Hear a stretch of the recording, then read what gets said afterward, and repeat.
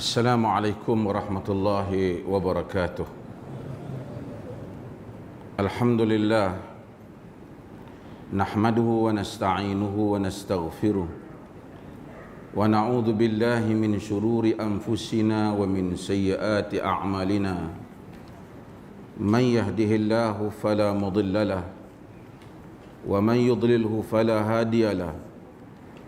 Asyhadu an la ilaha illallah wahdahu la syarika lah wa asyhadu anna Muhammadan abduhu wa rasuluh, amma ba'd.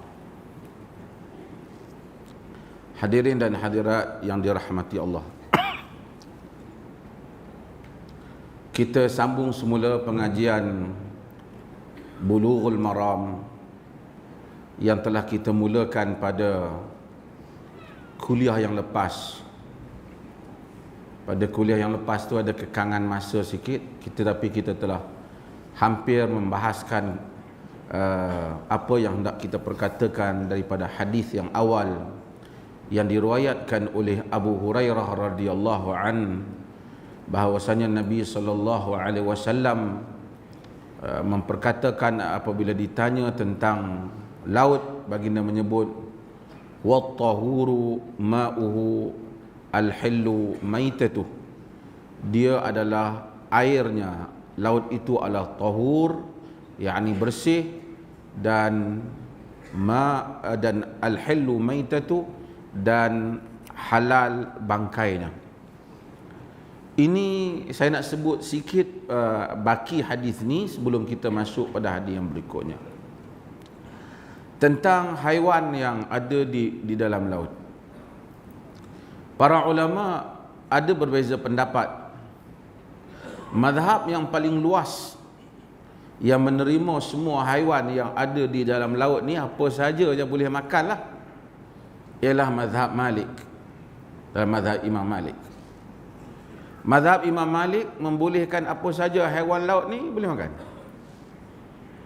Tak kira lah anjing laut ke, apa ke, babi laut ke, apa kata laut dia boleh lah. Dan para ulama, nanti akan saya sebut secara ringkas, mereka bahagikan dua jenis. Satu ialah haiwan yang mana tidak hidup melainkan hanya dalam laut je. Dia tak boleh keluar daripada air laut tu, keluar dia mati. Seperti ikan, sotong, apa lagi, udang. Ini satu bahagian. Satu bahagian lagi ialah haiwan yang mana dia memang hidup di laut, tapi dia juga ada masa dia naik ke darat, ataupun dia kedua-duanya, dia bergantung kepada kedua-duanya. Seperti ketam, anjing laut, penyu, apa lagi? Belangkas. Banyaklah, kira sendirilah. Buaya. Dan ini ada perbahasan di kalangan para fuqaha. Mazhab Malik, dia gunakan hadis yang mana kita bincang, kita sebut ni, kata dia apa saja laut, Nabi kata al-hillu maitatu, apa saja laut boleh lah. Tak payahlah tanya-tanya lagi, dah Nabi bagi. Mazhab yang paling ketat yang susah pasal laut ni, yang ketat pasal laut ni, ialah mazhab Hanafi. Mazhab Hanafi, dia menyatakan yang laut yang halal ikan. Maksud yang apa saja hadis ke yang dia kata al-hillu maitatu, ni maksudnya ikan je. Ikan ni pun dia bahagi kepada beberapa keadaan. Satu, ikan yang hidup dalam laut tu, yang tu pada dia tak ada masalah, halal. Ni saya ceritalah, bukan nak suruh nanti balik tak makan ikan ke apa. Yang kedua ialah ikan yang mati kerana terkepit. Kita tangkap ikan tu, pancing dia, makan pancing, mati dia, ataupun dia duduk tengah air, kita ketuk dia, dia mati. Ikan ni pun boleh. Tapi ikan yang mati sendiri, terapung atas air tu, tak halal dalam mazhab Hanafi.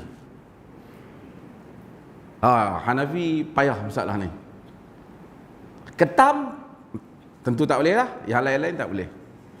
Jadi kedai-kedai mamak nasi kandang tu depa mazhab Hanafi. Sebab tu depa belanja kita makan, depa tak makan. Dah siap gurau dia. Mungkin depa Hanafi depa pun dah longgar. Tapi ini adalah qaul yang ada dalam Hanafi yang disebut dalam kitab-kitab mereka. Di kalangan balik pada mazhab Malik sikitlah, saya saja nak sebut mazhab Malik. Imam Malik, orang pernah tanya ni tentang anjing laut. Kalbul bahr, anjing laut. Dia kata antum tusammunahu kalban. Dan sebagainya orang tanya tentang khinzirul bahr, tentang babi laut. Babi laut tu yang macam dolphin tu, yang macam dolphin tu, tapi dia pendek sikit umat. Ya, yang tu sebenarnya Arab panggil babi laut. Sebenarnya bukan. Kata Imam Malik, antum tusammunahu khinzira. Kamu namakan dia khinzir. Jadi nampak macam Imam Malik tak berapa suka, sehingga dalam kalangan ulama Malik kata, aku tak makan, kalau aku tengok orang makan aku tak akan bantah.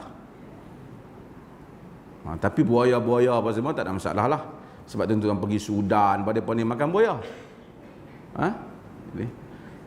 Dan saya rasa mazhab Malik kuat dalam masalah ni.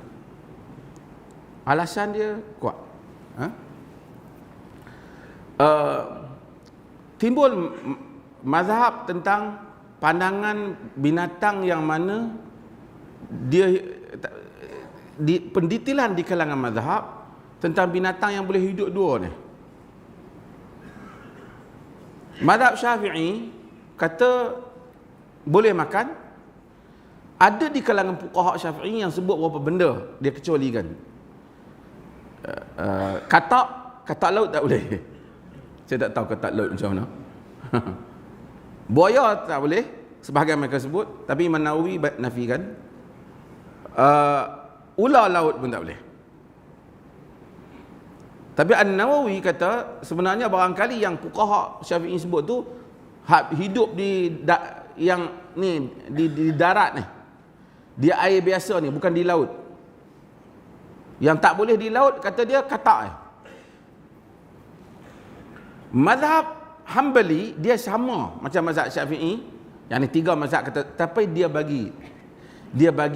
kata yang hidup di luar, yang boleh hidup di luar ni kena sembelih. Jadi kalau nak makan anjing laut kena sembelih. Kalau jumpa anjing laut mati begitu nak ambil makan tak boleh. Kena sembelih kata dia. Ketam tak kena. Ketam nak sembelih tak mana. Dia kata atas alasan ketam ini ialah tak ada darah. Allah Subhanahu wa taala sebut dalam Al-Quran, uhilla lakum saydul bahr wa ta'amuh. Dihalalkan untuk kamu buruan laut dan makanannya. Saydul bahr, yakni kita buru di laut tu ikan dan semua, dan makanannya maksudnya benda yang dicampakkan keluar oleh laut. Tengok ikan tepi pantai. Dalam mazhab Hanafi tak boleh. Kerana mereka berdalilkan dalam hadis yang diriwayatkan daripada Jabir, ada juga diriwayatkan daripada Ali. Yang mana yang antara jawab Jabir itu dia kata Nabi kata ma tafa'a fala ta'kulu. Apa yang terapung jangan makan. Maksud jika dia mati terapung jangan makan. Yang diriwayatkan oleh Abu Daud. Tapi hadis ni dhaif. Ini penting ilmu hadis ni. Kena tahu kalau tak dhaif bukan tak boleh makan lah. Sebahagian mereka katakan dah ada dalam kitab dhaif, kita siapa? Lah Sunan Abu Daud tu. Tapi dia dhaif. Kalau kita pakai semua pakai tak boleh makan lah. Dhaif sebab rawi dia sangat dhaif dalam hal ni. dan dia tidak kongruent dengan hadis, tidak seiras dengan hadis, konsisten dengan nas Quran dan konsisten dengan tadi nas Quran tadi, dan juga dengan hadis yang muttafaqun alaih yang diriwayatkan oleh Jabir juga, bagaimana Jabir menceritakan dalam satu perjalanan yang diriwayatkan Bukhari dan Muslim, Abu Ubaidah mengepalainya, para sahabat radhiyallahu anhum ajma'in, mereka ni kelaparan sampai tak ada makanan, kutip daun-daun kayu nak makan, duduk tepi pantai. Tiba-tiba mati, Allah keluar mati satu binatang besar, ikan paus, dia sebut nama dia Al-Anbar. Ambar. Besar ikan ni mati sebulan, setengah bulan. Ramai para sahabat makan pun tak habis. Besarnya mereka cerita sehingga Abu Ubaidah ambil tulang ikan tu, lalu sahabat-sahabat lalu di bawah tulang lihat panjang dengan naik unta pun tinggi tulang tu lagi. Dan mereka boleh berdiri dalam mata ikan tu. Besarlah. Besar. Dan mereka ni bawa hal ini kepada Nabi SAW. Tapi dah makan dah lah. Dah makan dah. Maka ambil minyak tu, mereka, bahkan dalam hadis tu dia dalam sebagian riwayat, berbagai riwayat dia kata dia sapu badan mereka kerana dia kuat sikit kan, dia kering.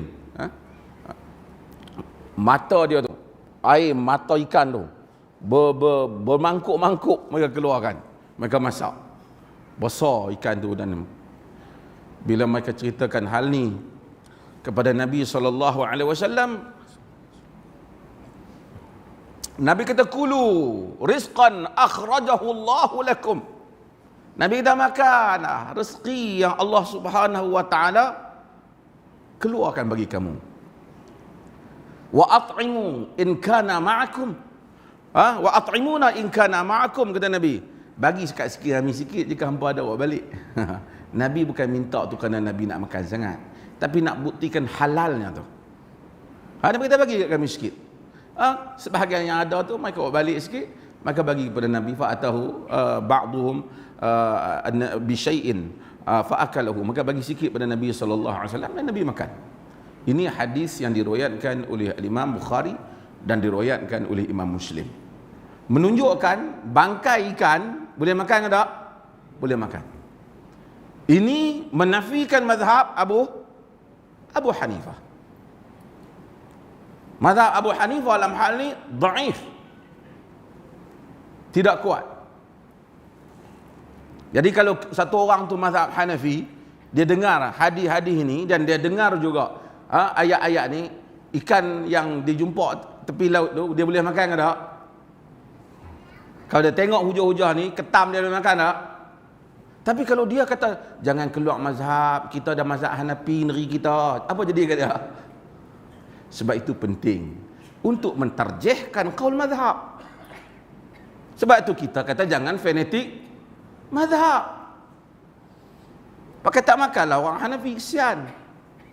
Kan? Sebab itu agama itu luas. Orang tanya perleh, kita tak anti mazhab, tapi kita tidak fanatik mazhab. Kita mengajak, kita sebut qaul-qaul mazhab. Kerana kita mengiktiraf kesarjanaan mereka, ijtihad mereka. Tetapi kita kata bahawasanya kita perlu mentarjihkan pandangan-pandangan yang disebut oleh imam-imam ini, dan kita menghormati apa yang telah mereka sumbangkan. Hadis yang berikutnya. Wa an Abi Sa'id al-Khudri radhiyallahu anhu qala Rasulullah sallallahu alaihi wasallam, innal ma'a tahurun la yunajjisuhu syai', akhrajahu ats-tsalatsah wa sahhahu Ahmad. Daripada Abi Sa'id al-Khudri radhiyallahu an, kata Rasulullah atau sabda Rasulullah sallallahu alaihi wasallam, innal ma'a, sesungguhnya air, tahur, bersih, la yunajjisuhu syai', tidak menajiskan ia apa sesuatu pun. Apa pun tidak boleh menajiskan air, air bersih. Hadis ini akhrajahu thalatha. Bila disebut akhrajahu thalatha, maksudnya dikeluarkan oleh 3. Dalam senarai yang kita sebut, kita tahu bahawa ada Bukhari, Muslim, Abu Daud ataupun sebagian letakkan Nasa'i dulu, kemudian Tirmizi, Abu Daud, kemudian kira Ibnu Majah. Ada 6 semua. Apabila dia sebut 4, apabila dia sebut 4, kalau dia kata ashabus sunan, semua riwayatkan. Kalau dia sebut 4 tu 4 itulah An-Nasa'i, Tirmizi, Ibnu Majah, Abu Daud dan Ibnu Majah. Tapi kalau disebut 3, Ibnu Majah tak masuk. Bila sebut 3, Ibnu Majah. Kenapa? Dalam senarai 6 kitab itu, kitab yang paling kurang kuat dia. Dan bahkan banyak hadis-hadis dia yang diperkata dan diperbincangkan ataupun dipertikaikan. Kesabitannya ialah Sunan Ibnu Majah. Sehingga tafarrud Ibnu Majah, tafarrud ni kalau bersendiriannya Ibnu Majah, maka ulama kata kita kena hati-hati, kemungkinan besar ia dhaif. Bersendirian ni kalau orang lain tak riwayat, Ibnu Majah saja dibimbangi dia dhaif. Nanti dibimbangkan dhaif. Sehingga ada orang membincangkan kenapa tidak masukkan Muwatta' di benak, kerana Muwatta' dia kenapa tidak masukkan Muwatta' Malik? Kerana Muwatta' Malik dia bukan saja hadis, dia ada balaghat, dia ada juga qaul, fatwa-fatwa sahabat, fatwa-fatwa salaf dan juga pandangan-pandangan Imam Malik. Maka dia bukan hanya compilation hadis saja. Maka dia tidak dimasukkan di dalam ini. Dia tak masukkan. Maksudnya bila dia sebut akhrajahu thalatha, siapa riwayat? An-Nasa'i, At-Tirmizi, Abu Daud. Kecuali siapa? Ibnu Majah. Daripada Abi Sa'id Al-Khudri radhiyallahu an. Abi Sa'id Al-Khudri, kita tahu nama dia, Sa'ad bin Malik bin Sinan Al-Khazraji. Duk sebut Abu Sa'id, nama dia yang sebenar Sa'ad bin Malik bin Sinan Al-Khazraji. Dia orang Khazraj, daripada Aus dan Khazraj. Aus dan Khazraj ni daripada apa?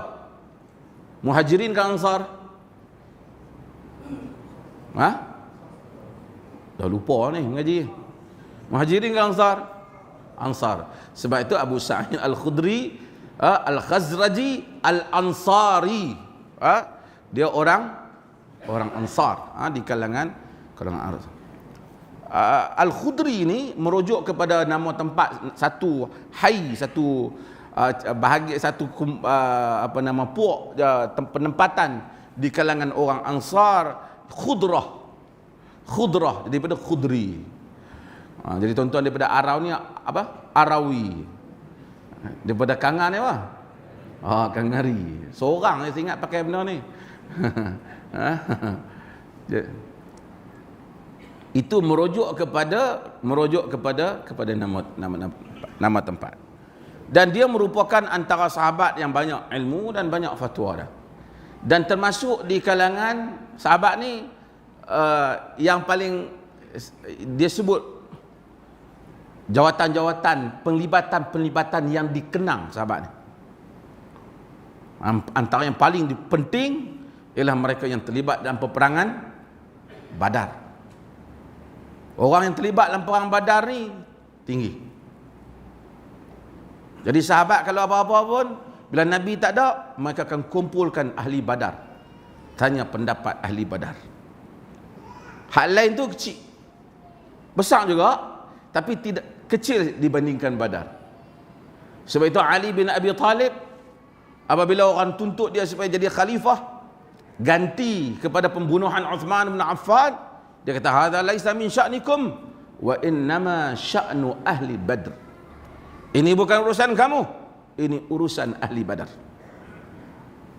Ini urusan ahli Badar. Besarnya, sebab itu ahli Badar ini dalam ranking yang tinggi. Jadi sahabat bila terlibat dalam Badar ialah merupakan sahabat yang tinggi kedudukannya di sisi Allah dan Rasulnya sallallahu alaihi wasallam. Abu Sa'id Al-Khudri dia terlibat dengan satu lagi peristiwa lain yang dikenang iaitulah bai'atul ridwan. Bai'at ataupun dikenali dengan bai'atul syajarah. Bai'atul ridwan ialah bai'ah di mana Nabi SAW mengambil perjanjian daripada para sahabat ketika Nabi keluar untuk menunaikan dalam Nabi keluar untuk menunaikan umrah.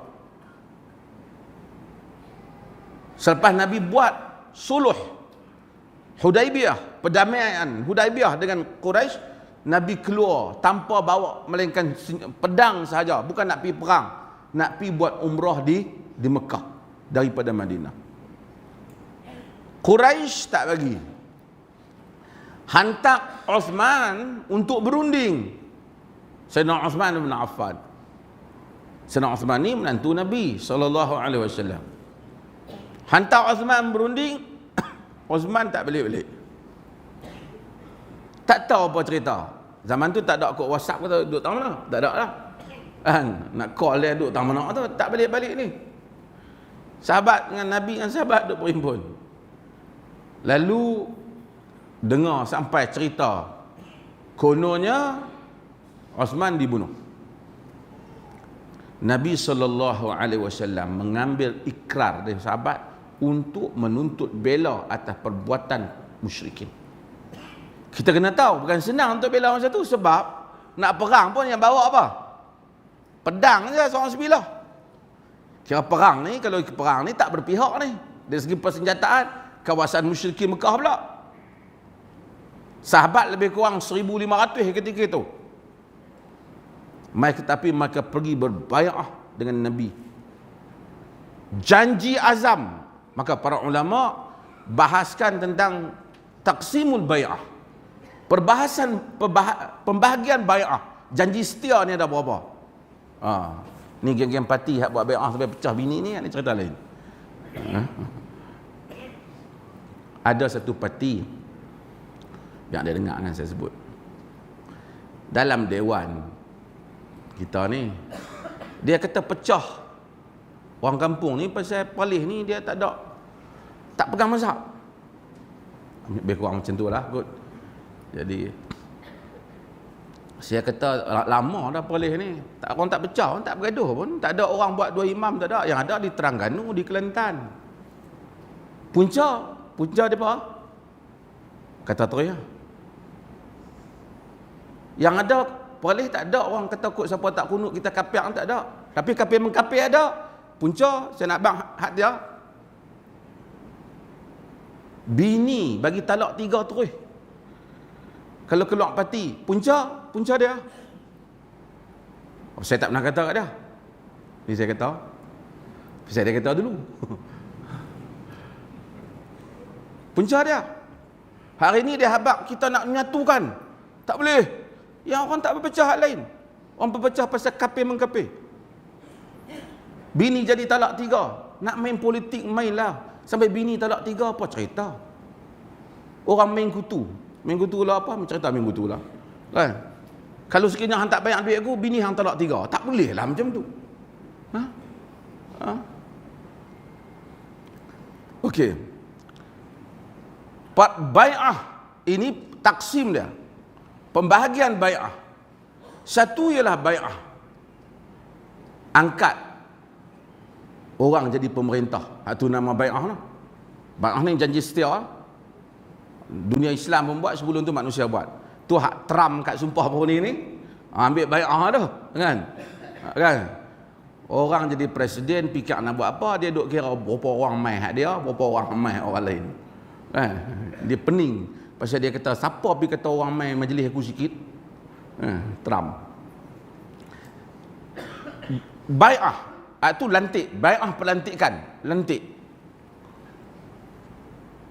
Yang mereka bai'ah dengan Nabi bukan bai'ah nak lantik, Nabi Allah Ta'ala yang lantik. Bukan bai'ah kerana nak setia dengan Nabi, Nabi ni tak bai'ah pun kena setia. Tapi bai'ah ni nak membangkitkan semangat kesetiaan mereka, semangat tu. Janji mereka, janji di atas dah wajib dah, janji lagi. Taat Rasul ni wajib. Anak kita mai salam kita boleh tak? Saya janji abah, saya takkan buat dosa. Saya tak akan pi bawa buat benda-benda hak tak elok lah. Padahal dia tak janji pun dia kena buat. Dosa tak boleh buat. Saya janji dengan abah saya akan solat supaya saya pergi kerja ni.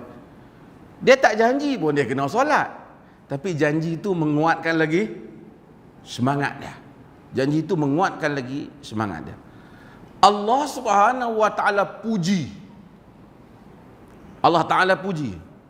Laqad radiyallahu 'anil mu'minina idh yubayyi'unaka tahta asy-syajarah.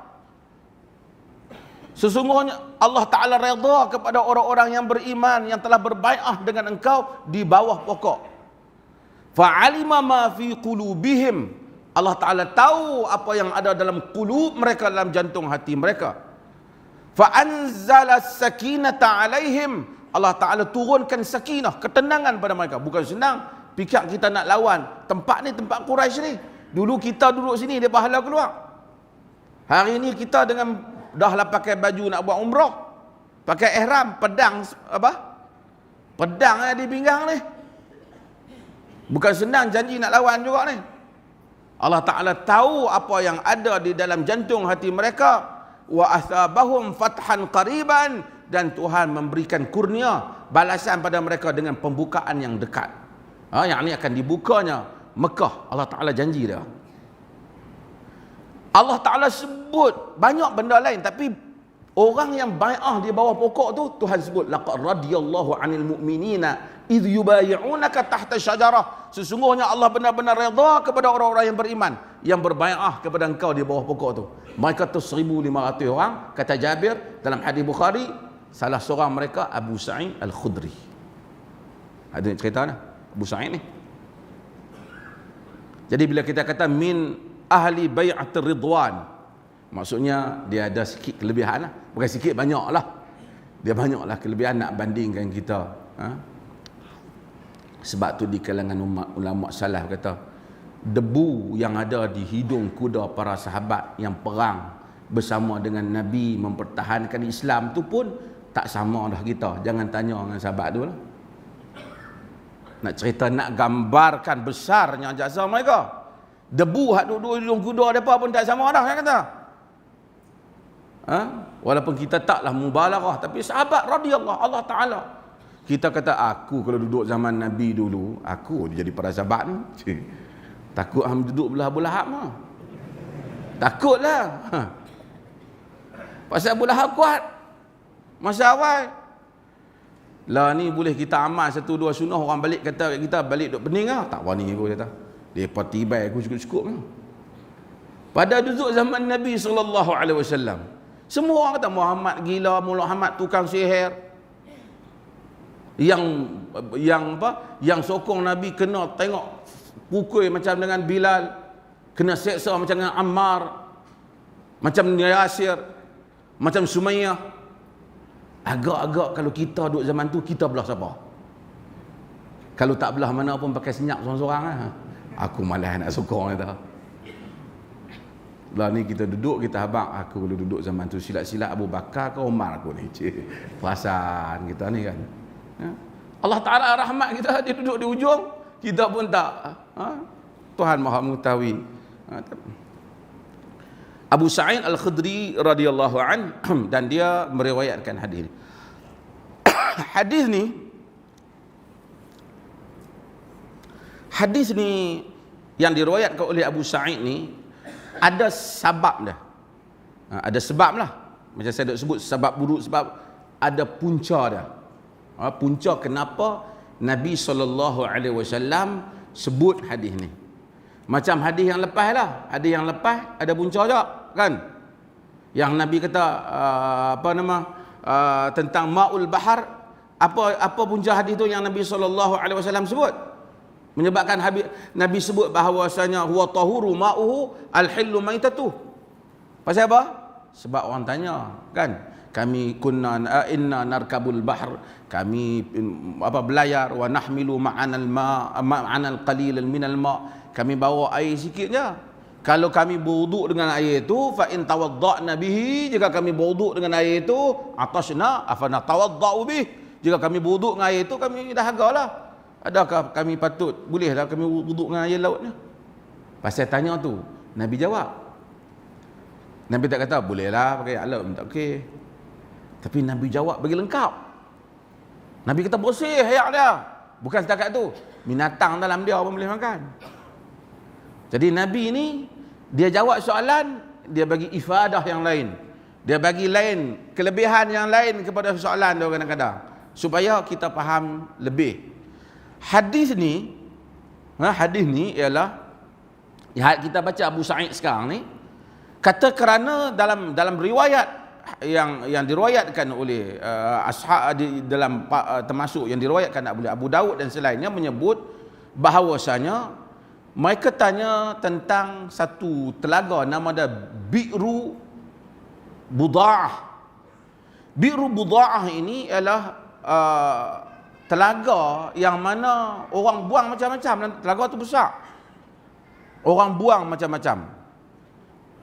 Dalam hadis dia sebut yulqa atau yutrah fiha al-hiyat, dibuang orang perempuan haid, bekas-bekas depa tu dia buang dalam telaga. Bukan Nabi suruh, tapi masa zaman tu orang tak ramai lah macam zaman sekarang, dia buang. Walahmul kilab, bahkan daging anjing mati macam tu ada. Wanatan, benda-benda kotor lain mati. Jadi orang tanya, Rasulullah bolehkah kita guna ayak ni? Tanya Nabi SAW. Nabi SAW sebut, respon kepada hak mereka tanya ni, bolehkah kita pakai air Bi'ru Buda'ah ni? Nabi kata, innal ma'a tahur, sesungguhnya air tahur, air itu bersih, la yunajjisuhu syait, tidak akan menajiskan dia apa satu pun. Oh, hadis ni timbul banyak persoalan. Macam mana air, benda masuk macam-macam, Nabi kata bersih, tak dinajiskan oleh apa pun. Ini menarik, sebab tu kita nak baca kitab Bulughul Maram ni, untuk mendekatkan kita kepada fiqhud dalil, fiqh dalil. Sebelum saya nak bahas ni, saya nak bahas tentang pandangan para ulama yang tuan-tuan semua dah mengaji dah. Ayat ni secara umumnya dia bagi berapa jenis? Berapa? Ada 3. Satu dia panggil air yang tahur, macam hadis ni lah, innal ma'a tahur. Satu dia panggil air yang tahir. Satu yang dia panggil yang mutanajis, yang bercampur dengan najis. Tu kan? Satu dia kata air yang bersih, yang suci lagi mensucikan. Kitab-kitab dulu sebut. Maksudnya bukan boleh minum saja, bukan boleh mandi saja, boleh buat 2 benda yang penting lah, iaitu boleh ambil wudu dan boleh angkat hadas besar. Tuan-tuan faham ni? Dia mengaji ni fiqh ni, dia duk tengok, kena tengok kitab. Tengok. Kalau tidak dia tak edit. Ni saya kira mengaji, buat contoh-contoh nak bagi faham. Kadang-kadang kitab fiqh ni dulu dia mengaji, dia tak faham, dia mengantuk. Saya pernah cerita tentang kat Juha kan, Juha ni watak lawak lah Arab. Dia ada khoja ni dalam dalam Pakistan, dalam Afghanistan. Orang Melayu dia panggil Pak Pandir. Tapi Pak Pandir Melayu tu teruk sangat. Jadi buat kerja yang pelik-pelik. Jadi satu orang main mengadu kat dia, Juha ni, orang kata macam mana dia ni mengajar Quran, tapi orang kata dia raplah je lah. Kononnya bukanlah betul watak ni pun. Orang kata kat dia, Juha, saya anak saya tak mau tidur malam-malam, nangis. Macam mana nak buat? Ubat apa nak bagi kat dia? Juha bagi kat dia kitab fiqh. Dia kata bila anak hang tak mau tidur, hang buka kitab ni, hang baca. Kitab fiqh bahagian ayat, bahagian ni. Mana dia tak tidur? Kitab ni bukan kata budak, orang tua pun tidur di masjid. Ni dah. Kata Juha lah. Tapi kita tak boleh bagi orang tidur mengaji fiqh ni. Ayak ni dia air pasal nanti ada kita punya siaran ni Indonesia apa kadang-kadang keseluruhan tak imej lah. Bapa tolong cakap bahasa yang kami boleh faham sekali.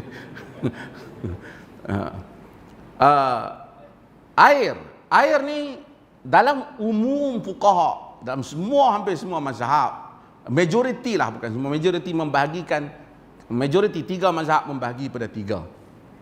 Satu dia kata air tahur tadilah, yang suci lagi mensucikan. Bukan saja kita boleh minum, bukan saja boleh boleh juga ambil wuduk dan juga boleh angkat hadas besar. Satu lagi dia kata air yang tahir saja.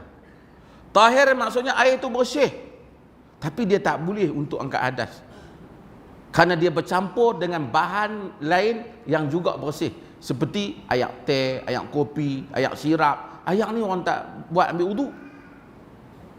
Ini yang ketiga ialah air yang bercampur dengan najis. Yang berubah ni, yang bercampur dengan najis ni ada beberapa pembahagian.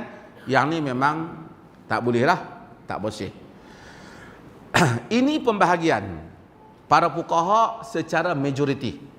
Tadi kita komplain mazhab Hanafi, hari ni kita bagi kredit balik kat mazhab Hanafi. Mazhab Hanafi kata pembahagian 3 ni tak betul. Tak betul. Ayak ni bahagi 2.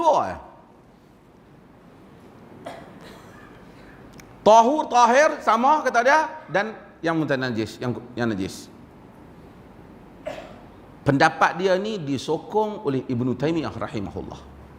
Ibnu Taimiyah tarjih pendapat ni dan pertahan. Ibnu Taimiyah kata kalau betul 3 tu penting, saya nas akan banyak menyebut.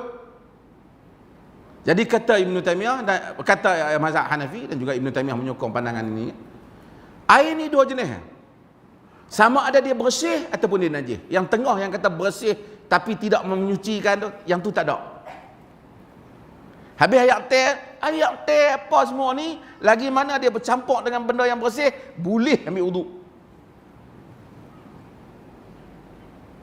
Ayat laut tu kata garam. Ayat boleh kata dah. Ini ada dua pahaman dalam masalah ni. Dia kata boleh ambil. Ulama-ulama yang bahagi 3 tu, dia bahagi pula yang 3 tu. Dia kata kalau air itu berubah bau dan rasa dia yang bercampur dengan bahan yang bersih itu kerana sebab yang tak disengajakan, tak boleh nak elak. Macam kerana air tu duduk dalam sungai, sungai tu bau belerang, kita bau air tu belerang, yang tu tak apa. Tapi kalau sengaja kita bubuh belerang banyak-banyak dalam tu, tentu tak boleh. Mereka bahagi. Tapi Ibnu Taimiyah dan juga mazhab Hanafi sebelum tu kata bagi 2 ya.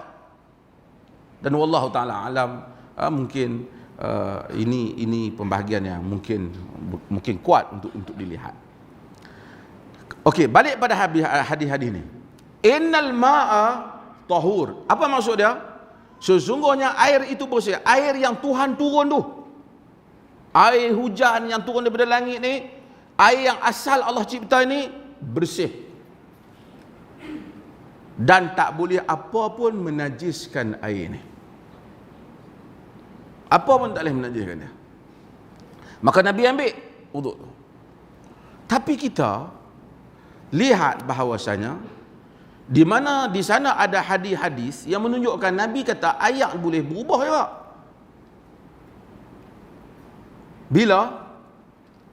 Bila antaranya Nabi kata idza walaghal kalb fi ina'i ahadikum, bila anjing jilat bekas kamu suruh basuh. Falyaghsilhu sab'a marrat, basuh 7 kali. Jadi mereka para fuqaha memahami hadis ni bahawasanya maksud Nabi tak dinajiskan tu selagi mana tidak berubah warna dia, bau dia dan rasa dia, air kekal dengan sifat air tu. Walaupun kita nampak ada najis di belah sana, tapi air ni kita cium, bau tak berbeza, warna tak berbeza, rasa air pun tak berbeza. Macam tentang bi'ru buda'ah tadi. Walaupun ada orang campurkan, tapi air yang bahagian mereka ambil ni tetap kekal dengan sifat air. Nabi kata la yunajjisu syai', apa pun tak boleh menajiskan dia selagi mana dia kekal di atas sifat air. Sekali tuan-tuan akan terfikir, sebab tuan-tuan mazhab Syafi'i macam mana cerita dua kolah, betul tak? Dua kolah macam mana ni? Sekali nanti mai hadis ke depan ni kita bincang lah, adakah kukuh penghujahan dua kolah ataupun tak? Okey, ini apa yang Nabi SAW sebut di dalam hadis. Okey, kita kena baca hadis ni, kita kena baca dengan hadis yang berikutnya pasal dia sama tapi dia ada penambahan. Wa an Abi Umamah al-Bahili radhiyallahu an. Abu Umamah al-Bahili radhiyallahu an merupakan sahabat Nabi sallallahu alaihi wasallam. Dia Abu Umamah ni dia banyak, dia hidup sehingga pada zaman Muawiyah perang dengan Ali, dia pun antara orang yang masuk di tengah-tengah dia. Bapa dia bernama Ajlan, Abu Umamah ni. Abu Umamah dia riwayat, kata dia, kita nak cepat hadis ni. Qala Rasulullah sallallahu alaihi wasallam. Sebelum tu Abu Umamah ni matinya di Syam. Antara sahabat yang mati di Syam. Pasal Muawiyah pun di sana, dia pernah nasihat Muawiyah. Dia kata Muawiyah, ya Muawiyah, anta tuqatilu Ali, a anta mithluhu am anta khairun minhu? Wahai Muawiyah, engkau memerangi Ali, engkau tu macam dengan Ali ke ataupun kau rasa hang hebat pada dia? Kata Abu Umamah. Kata Muawiyah, wallahi huwa khairun wa afdalu minni. Demi Allah, Ali itu lebih baik dan lebih afdal daripada aku. Tetapi Uthman telah dibunuh secara zalim dan aku adalah keluarganya. Suruh Ali serahkan pembunuh Uthman, nescaya aku orang Syam yang pertama berbai'ah kepadanya. Lalu berselisihlah politik Ali dan Muawiyah. Okey. Kata Abu Umamah, qala Rasulullah sallallahu alaihi wasallam, sabda Rasulullah sallallahu alaihi wasallam, ada hadis tu. Nampak? Innal ma'a la yunajjisuhu syai'. Sesungguhnya air tidak dinajiskan ia sesuatu. Sama tak dengan hadis tadi? Sama tak? Cuma tadi hadis tadi innal ma'a tahur la yunajjisuhu syai'. Jadi innal ma'a la yunajjisuhu syai' illa, kecuali ma ghalaba ala rihihi wa ta'mihi wa launih, kecuali apa yang telah mengubah baunya, rasanya dan warnanya. Akhrajahu Ibnu Majah, diriwayatkan, dikeluarkan oleh Ibnu Majah katanya. Wa dha'afahu Abu Hatim, dan didhaifkan hadis ini oleh Abu Hatim. Abu Hatim ini nanti kita akan cerita, dia merupakan Abu Hatim Ar-Razi, merupakan imam besar. Bila disebut Razi ni, Razian, dua Razi yang besar, Abu Zur'ah Ar-Razi, Abu Hatim Ar-Razi. Abu Hatim kata hadis ni dhaif. Bukan Abu Hatim saja, siapa saja yang kaji hadis ni, sepakatlah para ulama hadis kata hadis ni dhaif. Hadis ni dhaif. Tapi hadis ni walaupun dia dhaif ni apa? Kalau nak sandak kat Nabi tak boleh. Secara jazam tak boleh. Sebab apa tak boleh? Sebab rawi dia yang nak dikaitkan disandar pada Nabi itu, rawi itu tidak memenuhi kategori hadis sahih. Dan juga hasan. Dia dhaif. Kerana hadis sahih ni dia kena ada mattasala sanaduhu, sanad dia kena ittisal. Binaqlin adlin dhabit, dengan dinakalkan oleh orang yang adil, lagi dhabit. Adil ni tak dipetik, segi agamanya adil, tidak bohong, tidak apa. Dhabit maksudnya dari segi ingatan dia, dari segi menjaga bahan dia. Min ghairi syadhin wala illah, tanpa syadh dan tanpa illah. Tanpa syadh ni dia tak boleh bercanggah dengan hadis yang sahih, dan tidak ada illah, iaitu illah qadihah, illah cacat yang mana ahli hadis kan dapat tahu cacat tu. Hadis ni dhaif, tapi dia dipakai. Sebab apa? Nanti kita akan bahas. Bagi orang azan.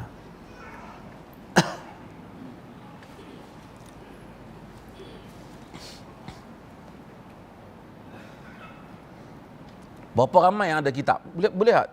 Tanda taja, bukan nak marah. Ramai ada kitab. Hampir semua ada kitab. Oh, lega mengaji.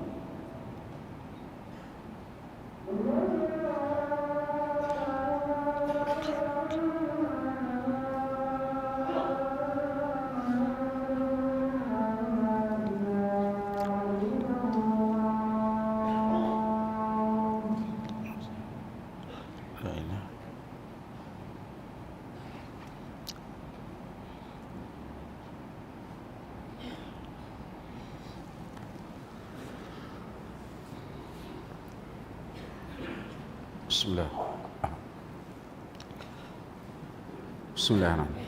Balik kita kepada hadis yang sedang kita bincangkan ini. hadis ni saya dah kata, hadis Abu Umamah ni yang diriwayatkan oleh Ibnu Majah. Hadis ni para ulama telah bersepakat tentang hadis ini adalah dhaif. Walaupun hadis ni dhaif, tetapi hadis tadi dekat tak dengan hadis ni? Dekat tak? Dekat. Maksudnya hadis asal yang menyatakan innal ma'a tahur, sesungguhnya air itu tahur, la yunajjisuhu syait, tidak dinajiskan ia sesuatu pun. Hadis ni kata innal ma' la yunajjisuhu syait, sesungguhnya air tidak dinajiskan sesuatu pun. Sama tak dengan hadis tadi? Sama tak? Cuma yang tak samanya bahagian hak belakang ni. Hadis tadi tak ada bahagian belakang ni. Hadis ni ada, iaitu melainkan jika berubah apa?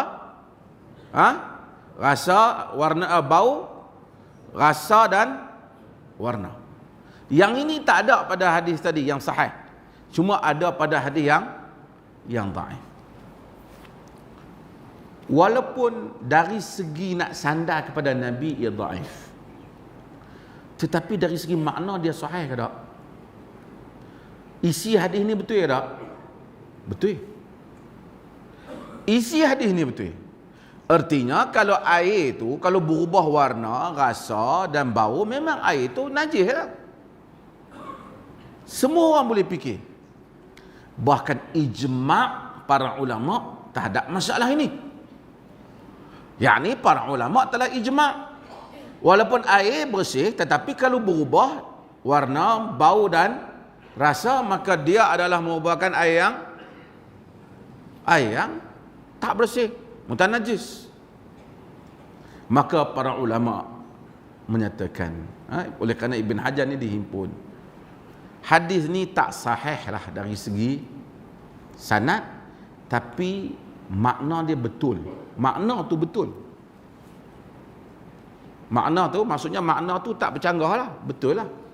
Kerana sebahagian daripada makna hadis ni disokong oleh hadis yang tadi, hadis Abu Sa'id, dan yang menjadi sebahagian yang lain tu telah ijma' para ulama, jika air berubah warna, rasa dan bau, memang ia telah menjadi najis. Maksudnya berubah disebabkan bahan yang najis, maka dia dianggap air itu bernajis lah, mutanajis, air itu bernajis. Ini satu bab di dalam ilmu hadis. Ada benda yang sahih, maknanya sahih, hadis tak sahih. Dari segi sanad, ada benda yang dari segi sanad sahih, makna tak sahih. Macam mana? Kena dengar elok. Macam hadis ni, makna sahih tak? Sahih. Tapi nak sanad kepada Nabi tak boleh lah. Nak kata Nabi confirm kata tak boleh lah. Tapi makna dia sahih. Makna dia sahih. Banyak hadis galakkan menuntut ilmu, maknanya sahih. Nak sandak betul-betul. Ada hadis yang duduk dalam Sahih Muslim. Dia kata semayang gerhana rokok berapa kali? Berapa kali rokok? 2. Ada riwayat 3. Yang riwayat 3 ni syaz. Sebahagian ramai para ulama menolak hadis ni kerana walaupun duduk dalam Sahih Muslim, kerana dia kata bahawasanya dia telah menyanggahi hadis-hadis yang lebih sahih. Nabi pula tak boleh kata dua tiga, kerana Nabi semayang sekali tu ya. Okey. Contoh yang lain, hadis dalam Sahih Muslim juga, Abu Sufyan kata pada Nabi, aku telah kahwinkan engkau dengan Ummu Habibah, Ramlah binti Abi Sufyan. Ummu Habibah kahwin dengan Nabi sebelum Abu Sufyan masuk Islam. Najasyi yang membayar mahar. Ketika itu Ummu Habibah berada di Abyssinia, di Habasyah, di Ethiopia. Hadis ini juga walaupun sanadnya sahih seperti mana kata Nawawi rahimahullah, tapi tak boleh dipertahankan lagi kerana maknanya tak sahih. Ini satu bab dalam ilmu hadis tentang hadis-hadis yang sahih makna, sahih sanad tetapi maknanya tidak dapat disahihkan. Okey, dia ilmu dia panggil ilm naqdul mutun, naqad matan hadis, mengkritik, textual criticism, kritik teks. Ini satu bab dalam ilmu hadis. Balik pada hadis ni tadi. Jadi hadis ni kata air yang kata bersih tu kalau berubah 3 benda ni, hadis dhaif ni kata, dan maknanya sahih, kalau berubah 3 ni, air ni berubah. Dan kita akan bahas nanti tentang perbincangan para ulama tentang air. Di kalangan para ulama ada yang menyatakan bahawasanya air ni tidak akan berubah, tetap kekal di atas bersih tadi. Tadi kita beritahu mazhab ulama kata berapa bahagian air? Ada yang kata 3, ada yang kata majoriti kata 3, tapi mazhab Abu Hanifah kata 2, dan kita kata Ibn Taymiyah tarjihkan yang 2 ni. Tadi kita kata hak makan ikan tu mazhab Abu Hanafi tak apa kuat. Tapi hak bab air ni nampak dah ada kemas balik. Sebab tu khazanah fuqaha. Kalau satu orang pegang tengok satu mazhab tu je, tak dapatlah dia melihat khazanah yang luas di kalangan pemikiran para fuqaha. Faedah yang ada di dalam ilmu. Okey.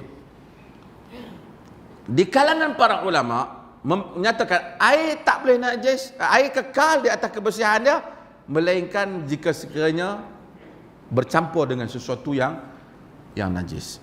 Bercampur ni pula beza pendapat di kalangan para fuqaha. Di kalangan mereka menyatakan air ni banyak mana pun tak apa. Campur pun air ni, campur apa pun selagi tak berubah, tak ada masalah. Artinya kalau kita tengok duduk bekas ayak tu, tengok ada najis, kita buang najis tu, kita cium ayak tak berubah, tak ada masalah. Tak usah kira lah ayak tu sebaldi ke, ayak tu secebok ke, tak penting. Yang penting tak berubah. Ini pendapat dalam mazhab Malik, dan pendapat juga dalam mazhab Abu Hanifah juga, dan pendapat ini juga ditarjihkan oleh Ibn Taymiyah, Ibn Qayyim, dan Al-Imam Al-Ghazali kata, aku suka pendapat ni. Aku suka kalau mazhab Syafi'i macam mazhab Malik. Mazhab satu lagi, khususnya mazhab Syafi'i, nanti kita akan bahaskan. Dia kata air ni kalau banyak memang tak jadi masalah. Abu Hanifah pun dia kata kalau tepuk di sini tidak bergerak sampai ke sana. Tapi mazhab Syafi'i kata, tapi kalau sikit, sekalipun tak berubah, kalau kurang daripada 2 kolah bercampur dengan najis, dikira air itu telah rosak. Kalau banyak bercampur dengan najis tak berubah, boleh pakai. Tapi kalau banyak, mana sekalipun bercampur dengan najis berubah, semua sepakat kata tak boleh pakai. Ini tak khilaf. Air laut bersih, tapi kita pipi bau najis, pasal orang gunakan untuk pembentungan ke apa, bau najis, boleh pakai tak? Tak boleh, walaupun nampak banyak, sebab dia telah berubah. Dia telah berubah banyak mana pun tak boleh pakai. Tapi yang mereka bincang ni, kalau dia sikit, dia tidak berubah tapi najis masuk, boleh ataupun tidak. Dan kita bagi tahu bahawasanya ada perbincangan, dan kita akan datang nanti selepas daripada minggu depan insya-Allah kita akan bahas tentang hadis 2 kolah. 2 kolah, dan bagaimana para ulama memberikan pendapat mereka tentang hadis 2 kolah insya-Allah. Jangan bunting, melainkan saya yang bunting. Ni mengaji fiqh ni kena rajin lah sikit. Tengok ramai bawa pensil lah, walaupun sebahagian tu apa yang disebut dia ingat. Wallahu a'lam. Ada soalan?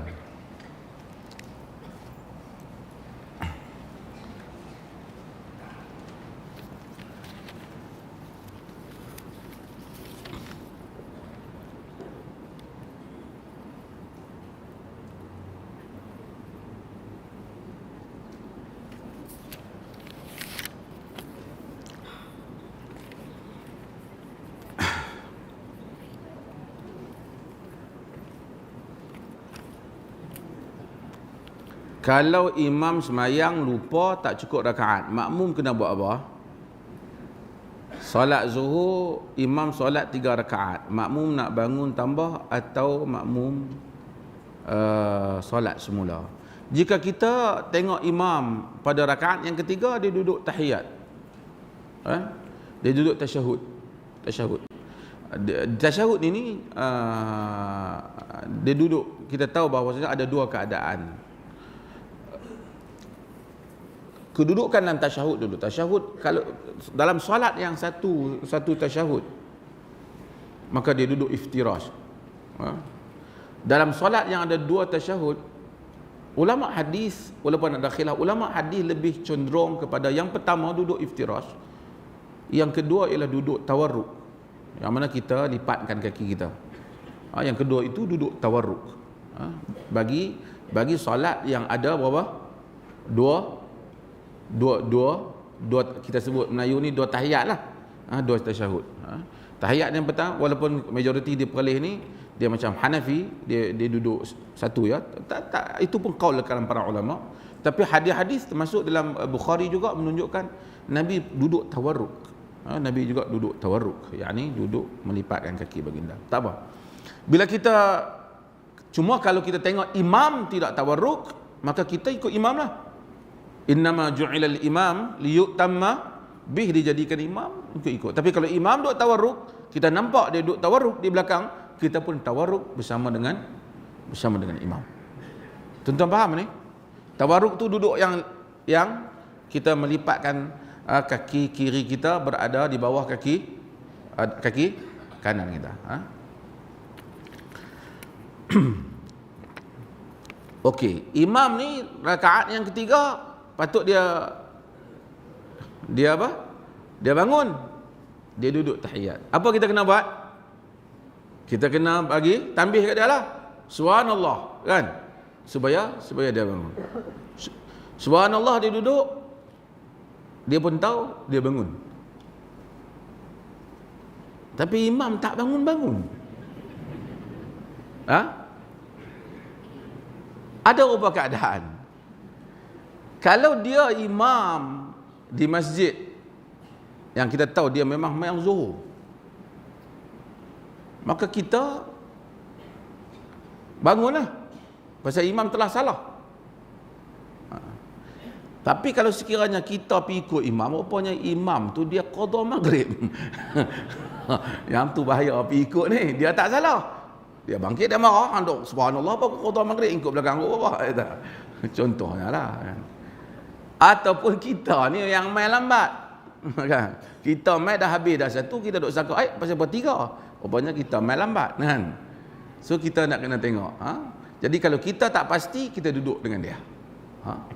Kalau kita pasti, kita hendaklah tidak ikut dia kerana dia telah salah. Dan dia bangun. Dia bangun. Dia hendaklah bangun. Okey. Kalau sekiranya ada beberapa keadaan. Kalau sekiranya imam terlebih tak?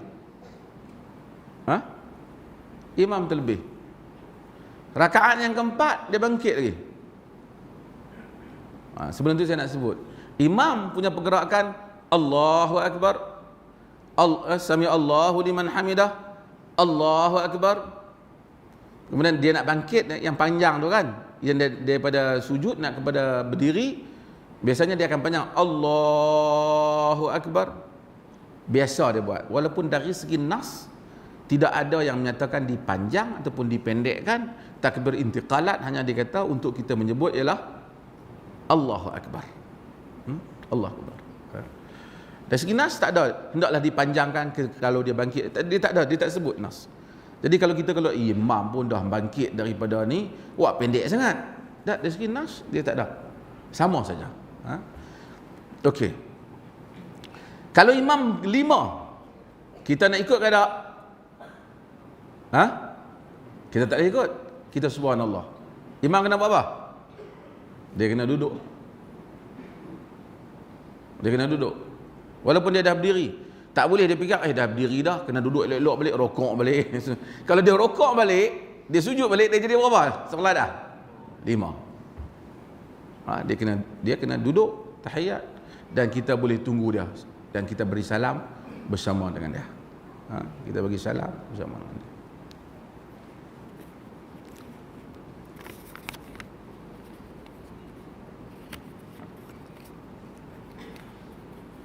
Cumanya satu lagi, kita hendaklah pasti. Kalau kita tak pasti, kita hendaklah sama dengan imam. Kemungkinan imam tu dia musafir. Kita tolak dia semayang dua. Kita heran tu imam semayang dua. Pasal apa?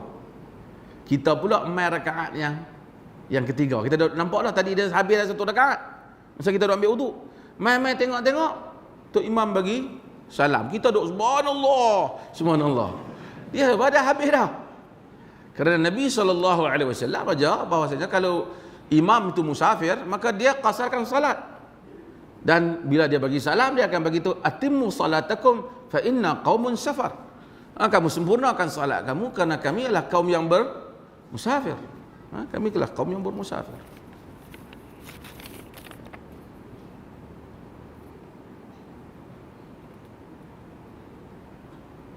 Ini hari type ni soalan ni setiap dua rumah ni. Jika hadis Abu Umamah Bahili dinilai dhaif berkenaan kenajisan air, sekiranya berlaku perubahan bau, rasa dan warna, di mana pendalilan ulama berkenaan kenajisan air yang berlaku perubahan bau, rasa dan warna?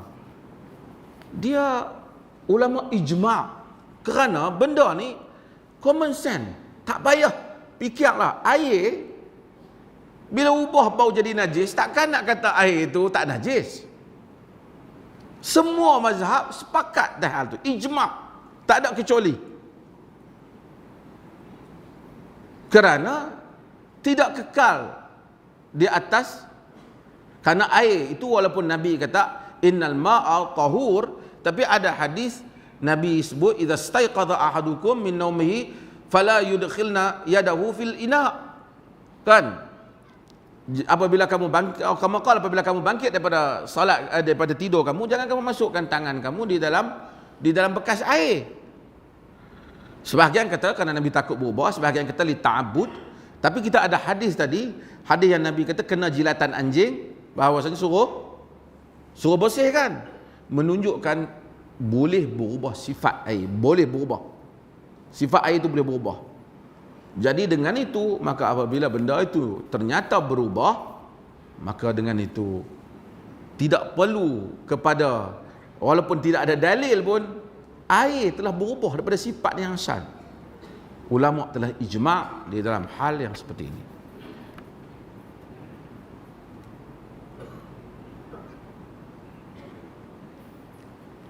Mengapa sahabat Nabi ada yang memakruhkan berwuduk dengan air laut? Adakah mereka ada hujah?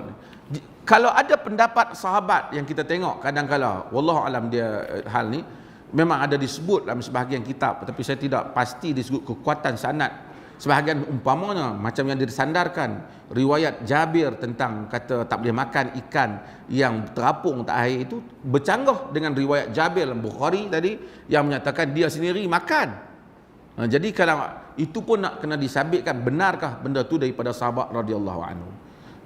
Bahkan kalau jika sekiranya ada riwayat sahabat yang mana bercanggah dengan riwayat hadis Nabi sallallahu alaihi wasallam, kita ihtimal mungkin sahabat itu ketika dia mengeluarkan pandangan itu tidak sampai kepadanya hadis Nabi sallallahu alaihi wasallam. Bukan dia nak menjanggahi Nabi sallallahu alaihi wasallam.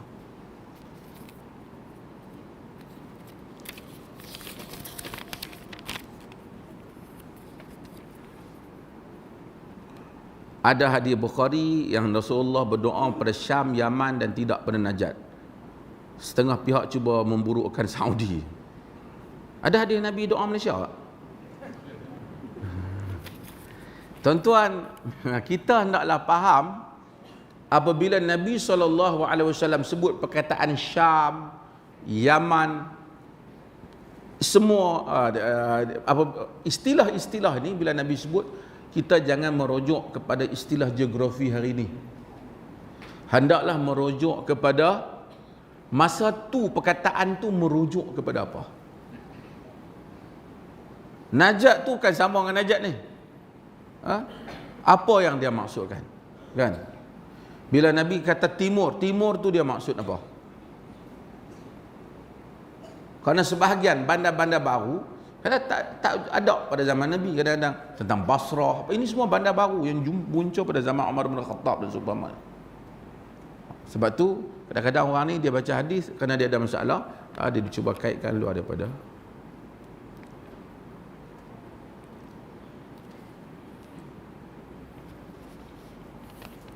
Nabi pernah cerai isteri dah lah. Ibnu Abbas pernah cuba tanya hal ini dan baginda sallallahu alaihi wasallam dia pernah bercerai, dia pernah menceraikan Hafsah. Nabi dia telah rujuk.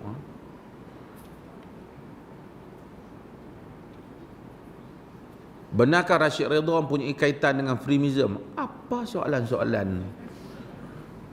Sering mengeluarkan artikel yang pelik dalam Al-Manar. Kawan yang orang-orang hak duk sebut benda-benda macam ni, kadang-kadang dia pun tanya. Kita ni kadang-kadang baca internet apa semua. Orang kata ada artikel pelik. Kita jangan jadi naif. Kita kena tanya artikel pelik tu apa. Hang rasa pelik, orang lain tak rasa pelik. Setengah orang kata dia pun anggap pendapat pelik. Kita tanya pendapat pelik apa? Kan? Sebab itu orang bila dia kata satu benda pelik, pelik ni satu perkataan. Orang Afrika mungkin dia tengok kita pakai sampin pelik. Kita tengok dia pakai baju cawat dia tu pelik. Ahli ilmu, orang kadang-kadang dia tak biasa dengan fiqh tertentu. Apa benda yang Rashid Ridha sebut pelik? Saya tahu, saya kaji Rashid Ridha juga, tapi saya nak tahulah hak mana satu. Saya nak jawab hak pelik tu. Kalau nak kira pandangan yang syaz, pandangan yang pelik, semua orang ada pandangan yang ganjil. Tengok mazhab Hanafi tadi. Ikan terapung di air laut pun tak boleh makan. Tapi orang tak kata mazhab Hanafi itu sesat. Pendapat dia tu orang tak pakai ya. Tapi mari pendapat lain kita nampak hebat balik. Demikianlah. Ya'ballahu kamal illa li dzatihi wa li kitabihi. Allah Ta'ala tak menjadikan sempurna melainkan kepada zatnya dan juga kepada kitabnya, Quran.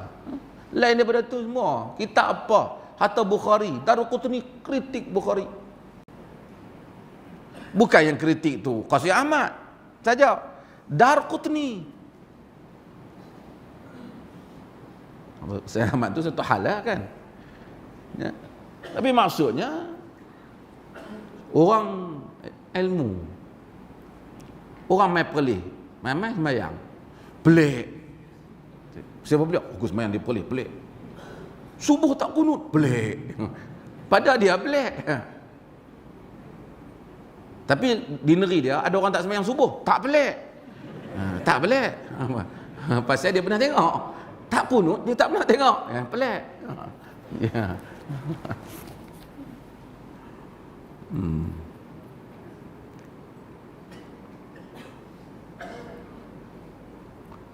Apa salahnya menggunakan dalil umum untuk suatu amalan yang tidak dilakukan oleh Rasulullah?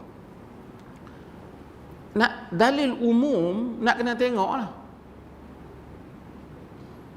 Saya tunjuk dalil umum, mungkin kita salah guna. Azan ada tak?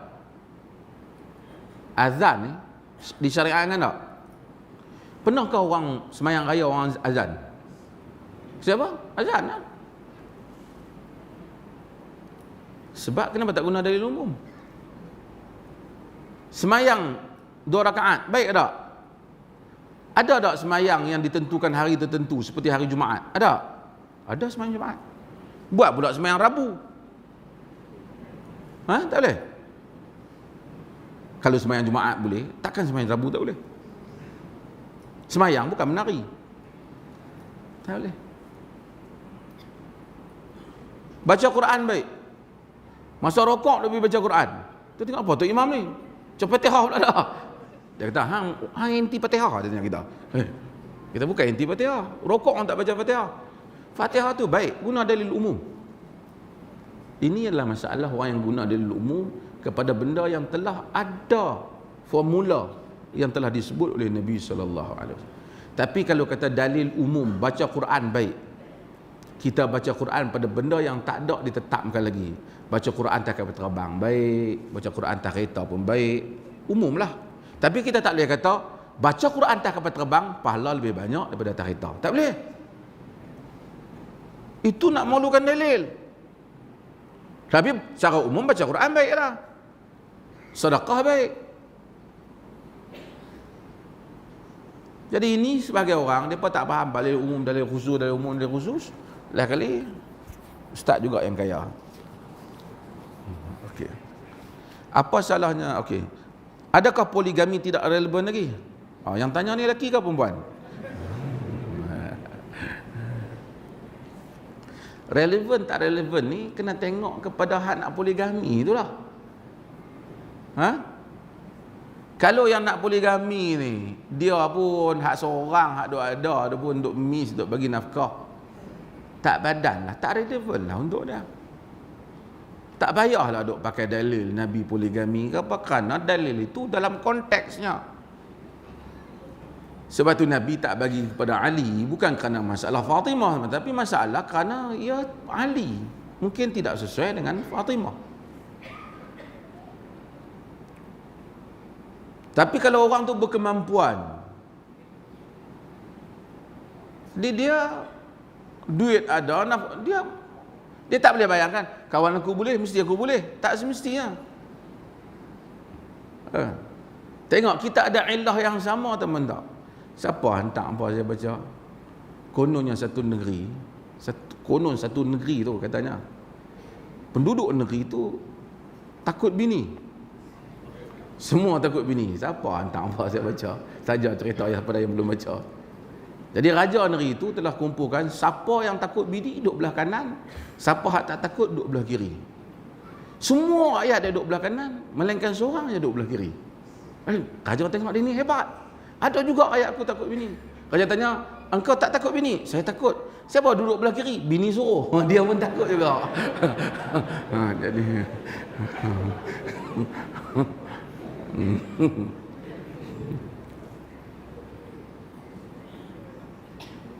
bukan marah kat perempuan ni, cerita ni.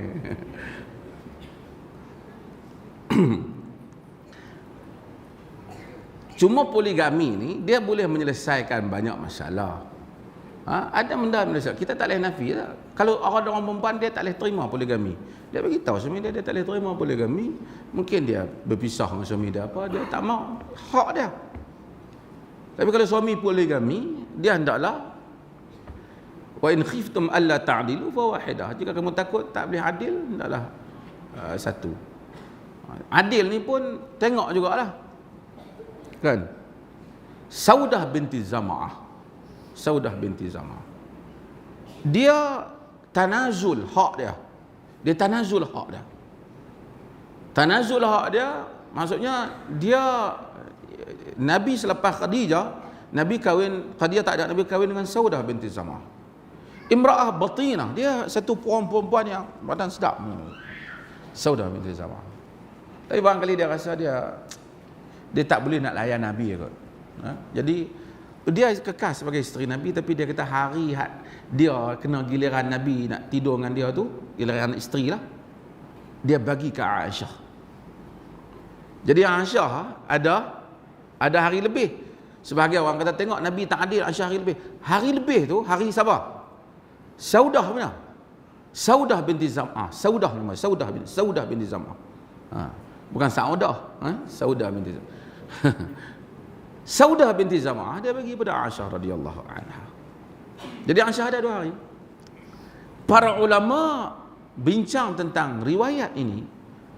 Boleh tak kalau isteri tanazul daripada hak dia? Tanazul ni maksud dia gugurkan hak dia. Contohnya, bukan nak habaq tuan-tuan ni, saya kira orang perempuan marah tapi tak cerita. Ini bab yang disebut tentang zawaj misyar, menikah misyar, yang menjadi perbincangan para ulama di kebelakangan, bukan kebelakangan lah, dah 10-20 tahun dah perbincangan hal ini. Kalau ada orang perempuan kahwin dengan lelaki, lelaki ni tak mampu. Tapi lelaki dia kata saya nak kahwin dengan awak, dia kata saya ni tak mampu kata. Isteri saya pergi beli cabai lama pun dia ingat lah. Ya. Kalau hilang sampai hari ni pergi sana, hari ni dia tak boleh, saya tak mau. Dia pergi, saya nak awak ya. Contoh yang lain, isteri takut tu tak sebelah. Saya ni sibuk, tak boleh. Kan? Tak apalah kata, esok berdosa saya di akhirat, nak bagi sehari sini, bagi sini. Saya tak perlu bagi sehari tu. Bagi sebulan, 2 hari pun tak apa dah saya. Dia ni mula, ini tawaran sudah bagus. Cikgu bakal senyum tapi dia tak mampu dah. Apa? Melawak juga. Dia kata, saya bergaji dengan banyak sangat. Tak apa, saya gaji 3-4 kali kamu. Dia kerja besar. Yang ni semua saya tak tuntut dah di akhirat. Hari lah saya mau 2 hari. At least saya ada juga suami lah. Ada juga orang yang saya berhubung, boleh bersembang, boleh apa. Dia kahwin. Di kalangan para fuqaha mutaakhirin ada yang melarang kerana tidak tahqiq kepada maksud zawaj. Tetapi secara umumnya mereka semua bersetuju kalau berkahwin sah. Al-Qaradawi dan Syekh Muhammad Salih bin Utsaimin dia tawakuf dalam hukum ni. Tapi ramai di kalangan para ulama menyatakan juga bahawasanya perkahwinan ini tak ada masalah kerana bukan suami yang buang hak, isteri yang tarik hak. Isteri kedua lah, tapi dia kata ni suruhlah nombor 1 tu buang hak dia, tak boleh lah. Jadi kalau hal itu berlaku, misyar ini dibolehkan pada pandangan bukan saya suruh pergi buat, saya habaq cara. Ia menunjukkan kadang-kala ada orang tak mampu, tetapi oleh kerana ada kelonggaran yang seperti itu, maka dia boleh berpoligami dalam keadaan yang macam tu. Tetapi dalam keadaan yang lain, kita ada apa, manusia dia bukan suruh kita mesti poligami, dia benarkan kita poligami, kan? Bagi orang yang nak poligami lah, kan? Tapi orang lelaki ni kalau dia habang kata saya tak teringin langsung poligami, dia bohong. Macam mana Ustaz Said? Ustaz Said tak apalah, dia setia. Ada ya habis soalan? Saya melawak, minta maaf. Allahumma ja'al jam'ana jam'an marhuma tafarruquna min ba'dihi tafarruqan ma'suma. Wa sallallahu ala nabiyyina Muhammad. Alhamdulillahirabbil alamin.